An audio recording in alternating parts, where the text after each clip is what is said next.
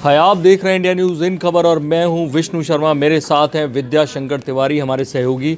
हम लोग इस बात पर चर्चा कर रहे हैं कि कांग्रेस कैसे एक तरह का जो वैलेंटाइन वीक था ख़त्म हो गया है। 14 तारीख को पुलवामा में जो घटना हुई थी, इतने सारे लोग शहीद हो गए थे और उनके बाद तेज़ी से घटनाक्रम चला। पहले कांग्रेस ने कहा था सरकार के साथ है और उसके बाद कांग्रेस हमलावर हो गई।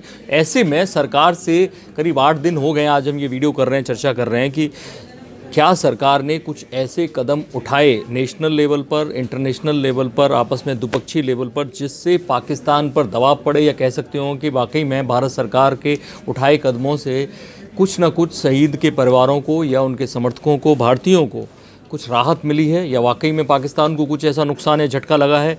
क्या कुछ ऐसे कदम उठाए हैं? तिवारी जी, आपको क्या लगता है? देखिए, जहाँ तक बात है घरेलू मोर्चे की, पर सामान्य आदमी की बात कर ले, यदि नट सेल में कहा जाए तो अभी तक ऐसा कुछ नहीं हुआ जिससे आम आदमी को सेटिस्फेक्शन हो कि भारत सरकार ने कोई बहुत बड़ा कदम उठाया हो जिससे पाकिस्तान परेशान जो MFN की बात थी। हाँ, अब मैं आता हूँ कि इसमें दो तरह के कदम है। एक है घरेलू मोर्चे पे और एक है कि आप डिप्लोमेटिक तरीके से देशों को विश्वास में लेकर के कितना पाकिस्तान को घेर पाए। तो जहाँ तक घरेलू मोर्चे की बात है तो आपने 99-96 के बाद जो है, इतने दिनों बाद कई हमले हुए, MFN का दर्जा उससे वापस लिया। उससे बहुत ज़्यादा फर्क नहीं पड़ता, सिवाय कि आप बिरादरी को, पूरी दुनिया को एक संदेश दे रहे हैं पाकिस्तान को लेकर के। हाँ, ये जरूर किया कि लेकिन पाकिस्तान के चैनलों में खबर चल रही है कि वहाँ पे छुआरा महंगा हो गया, मतलब ट्रक खड़े हैं, फिक रहा है वहाँ पर, टमाटर महंगा हो गया है, इस तरह की चीज़ें आ रही हैं। चूँकि वहाँ से देखिए, दो चीज़ें ऐसी है जिससे पाकिस्तान में फ़र्क पड़ेगा और भारत में भी फ़र्क पड़ेगा।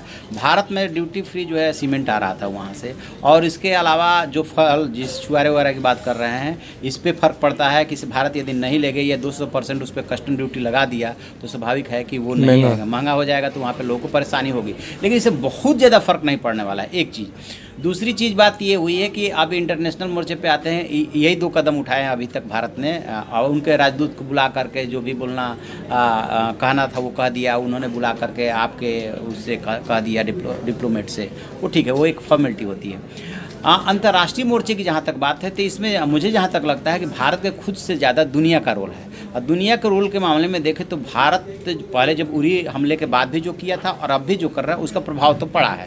बस होता क्या है कि भारत जो है बीच में जो ढीला पड़ जाता है उसका कहीं ना कहीं पाकिस्तान, लेकिन ये जो मैसेज जा रहा है कि NSA ने बात की, अमेरिका के ने, फ्रांस की तरफ से ये मैसेज आया कि हम उसे फिर जो मसूद अजहर है उस पर प्रतिबंध की बात करेंगे राष्ट्रीय सुरक्षा परिषद में, तो ये फ़र्क है। नहीं, निश्चित रूप से भारत में जो सुरक्षा परिषद के 5 अस्थायी देश है जिन्हें P5 बोला जाता है, तो उनमें से एक चाइना को छोड़ करके बाकी चारों पहले से आपको सपोर्ट करते रहे। पिछली बार का जो प्रस्ताव आया था सुरक्षा परिषद में, जैसे मोहम्मद और जैसे मोहम्मद ऑलरेडी बैंड है अजहर मसूद को लेकर के, उसको अमेरिका ने ही प्रपोज किया था। तो वो 4 देश तो आपको रूस बेशक बोले या ना बोले, रूस भी सपोर्ट करता है, मेन रोल चाइना का है। तो अब की बार इतना फ़र्क आया है कि जो सुरक्षा परिषद ने निंदा प्रस्ताव पारित किया उसमें चाइना ने भी साइन किया है और सर्वसम्मति से प्रस्ताव पारित हुआ। बताया ये जा रहा है कि जो उसमें सख्त भाषा का इस्तेमाल किया गया है वो भारत ने ही प्रपोज किया था, उस पर एज इट इज मुहर लगा दी है। तो ये तो इसकी माना जाएगा भारत की सफलता है। दूसरी बात कि यदि फ्रांस ने भी इनिशिएटिव लिया है और सारा पूरी दुनिया एक स्वर से बोलेगी आतंकवाद के खिलाफ, तो निश्चित रूप से चाइना भी पब्लिक ओपिनियन के कहीं ना कहीं दबाव में होता है। वो बहुत दिनों तक इग्नोर नहीं कर सकता दुनिया की आवाज़ को, तो उस पर भी फर्क पड़ा है। जैसा कि आज अखबारों ने लिखा भी है, लीड बनाया है कि चाइना क्या अपने स्टैंड से थोड़ा सा शिफ्ट हो रहा है क्या, ये भी। लेकिन FATF वाले मोर्चे पे कोई फर्क नहीं पड़ा। FATF वाले मोर्चे पे भारत ने डोजियर दिया था FATF को। सबसे पहले बता दें, FATF है क्या? हाँ, तो ये जो फाइनेंशियल एक्शन टास्क फोर्स है, ये दुनिया की वो संस्था है जो मनी लॉन्ड्रिंग और जो टेररिज्म फाइनेंसिंग होती है उस पर नज़र रखता है, और नज़र रखने के बाद उसी हिसाब से देशों को वो ग्रेडिंग करता है। और उस ग्रेडिंग का फ़र्क ये पड़ता है कि जब आप कर्ज लेने के लिए जाते हैं या कोई मदद लेने के लिए जाते हैं, दुनिया से कोई भी ट्रांजैक्शन व्यवहार आप करते हैं तो उसके रिकमेंडेशंस बहुत मायने रखते हैं। तो पाकिस्तान 2012 से 15 तक ग्रे लिस्ट में ऑलरेडी रह चुका है, फिर पिछले साल इसको ग्रे लिस्ट में ले आया गया और इसको 26 पॉइंट दिया गया एक्शन प्लान कि आप जो है इस पर एक्शन लीजिए।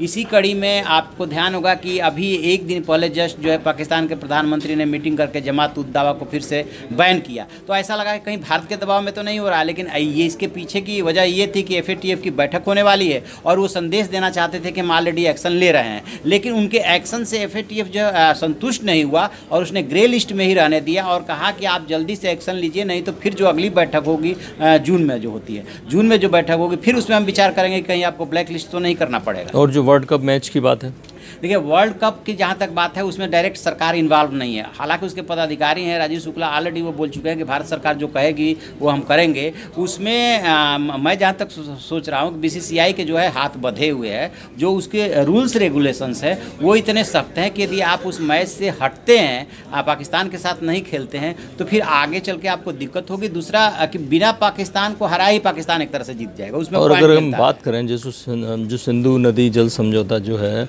कि कुछ नदियों का पानी पाकिस्तान को जाता है भारत की तरफ से, गडकरी ने बयान भी दिया है कि हम रोकने की प्लानिंग कर रहे हैं, उसको लेके आपको क्या लगता है, क्या उससे फर्क पड़ेगा कुछ? हाँ, फर्क तो बहुत पड़ना है उसको लेकर के, लेकिन उसमें दिक्कत ये आ रही है कि गडकरी साहब ने जो बोला है, बाद में ट्वीट करके सफाई भी उसको दी गई है कि जो 6 नदियाँ हैं, 3 नदियों को पूर्वी नदी में रखा गया है और 6 नदियां जो हैं ब्यास, रावी, सतलज और सिंधु, चिनाब और झेलम, उसमें से पूर्वी और पश्चिमी 3-3 का ग्रुप बनाया गया है। तो पूर्वी नदियों का पानी भारत पूरा इस्तेमाल कर सकता है और जो पश्चिमी नदियां हैं 3, उसमें भारत को 20% पानी इस्तेमाल करने का हक है, अब बाकी 80% पाकिस्तान करता है। उसको मेनली सिंध नदी है। तो उसमें क्या है कि भारत अभी वर्तमान में सिर्फ 4% पानी का यूज कर पा रहा है, 16% पानी अपने हिस्से का वो पाकिस्तान को दे देता है।